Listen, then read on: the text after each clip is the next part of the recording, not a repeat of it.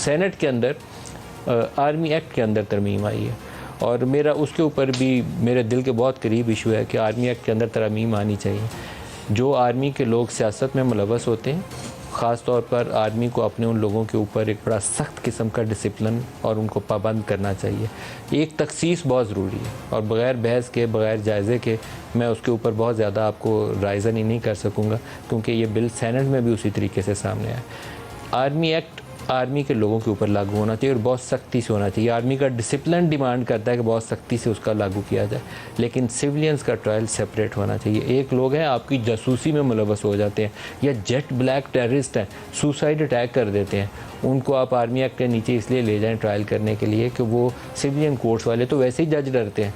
वो ये जो कालादम तंजीमों के लोग आते थे 9/11 के बाद, तो वो जज से पहले पूछते थे कि तेरे बच्चे किस स्कूल जाते हैं, हमें पता है। वो जज उसका ट्रायल नहीं कर सकता था, वो आर्मी एक्ट में ही ट्रायल उनके हो सकते थे जेट ब्लैक टेररिस्ट के। मैं इस बहस में उस चीज़ को अंडरमाइन नहीं करूँगा, उस स्पिरिट को, लेकिन जहाँ पोलिटिकल इशूज़ आ जाए और जहाँ विच हंटिंग के इशूज़ आ जाएँ, जो पाकिस्तान में पिछले 10 सालों में बहुत ज़्यादा रहे हैं, ख़ास तौर पर 2017 ऑनवर्ड पाकिस्तान में जिस तरीके से पहले नवाज़ हुकूमत को गिराना था, PTI को खड़ा करना था, फिर 2022 में जिस तरीके से इमरान को गिराना था और PDM को खड़ा करना था, उसमें असूल, ज़ाब्ता, कानून, कोई पार्लिमान, जमहूरियत नाम की कोई चीज़ हमने ज़िंदा नहीं छोड़ी।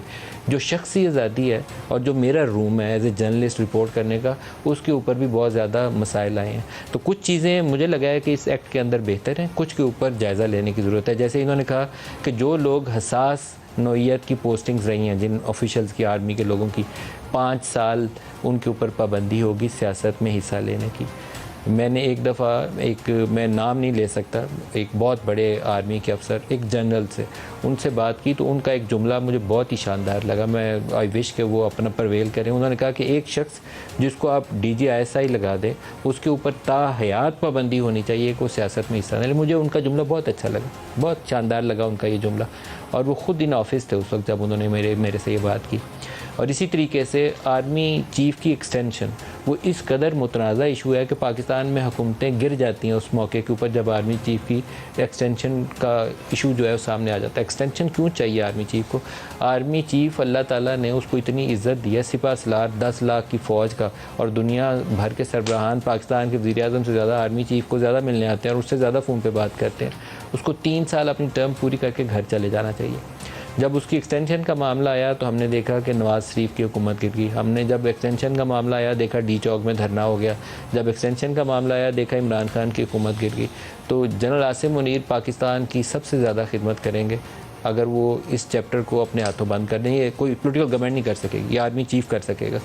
इसी एक्ट के अंदर एक प्रोविजन ये डाली गई है कि आर्मी चीफ़ अगर किसी को रिटेन करना चाहते हैं टिल द एज ऑफ 60 तो वो कर सकते हैं। ये उनका प्रोसीजरल इशू है, मैं इसको डिस्प्यूट नहीं करूँगा। अगर उनको कोई ऑफिसर चाहिए तो उसको रिटेन करना है तो ज़रूर करें, लेकिन बहुत बड़ी तादाद में रिटायर्ड लोगों को कॉन्ट्रैक्ट के ऊपर रीएम्प्लॉय नहीं करना चाहिए। मैं बहुत तफसील में नहीं जाऊंगा, लेकिन मैंने पिछले इंतखाबात के अंदर कुछ लोगों का रोल मुतनाज़ा देखा था। मैं उनके नाम से भी वाकिफ़ लूँगा नहीं, क्योंकि 13 और 18 में एक ही मॉडल के तहत 2 दफ़ा ये प्रैक्टिस दोहराई जा चुकी है। जब वो रिटायर हो गए तो मैंने देखा वो कॉन्ट्रैक्ट के ऊपर एक ख़ास जगह पर बैठे हुए थे। ये कौमी ख़जाने पे भी बोझ है और दुरुस्त रवश नहीं।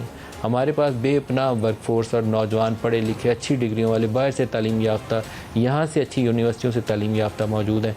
हमें उन लोगों को और आगे आने का मौका देना चाहिए, बजाय ये कि हम रिटायर्ड लोगों को रखते जाएँ।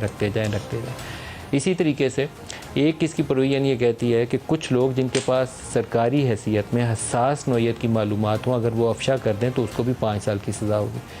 इस डिस्क्रिप्शन को मैं फर्दर जब तक एवेल्यूएट ना कर लूँ तो मैं राय नहीं दे सकूँगा, लेकिन आज वहाँ PTI का जो रोल था मैं उसको भी समझने की कोशिश कर रहा हूँ कि PTI ने इसके हवाले से क्या पोजीशन इख्तियार की।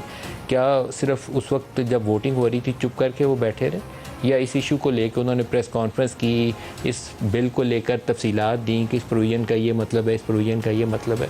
अगर उन्होंने ये काम नहीं किया तो उन्होंने आज इसका हिस्सा बने, अपना रोल अदा नहीं किया।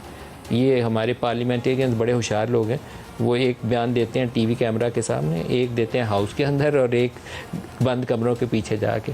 तो आज अगर उन्होंने इसको डिफ़ाइन नहीं किया और फ्लोर के ऊपर अपना इसके ऊपर नुक्ता नज़र नहीं दिया तो उन्होंने कंप्रोमाइज़ किया अपनी पोजीशन को।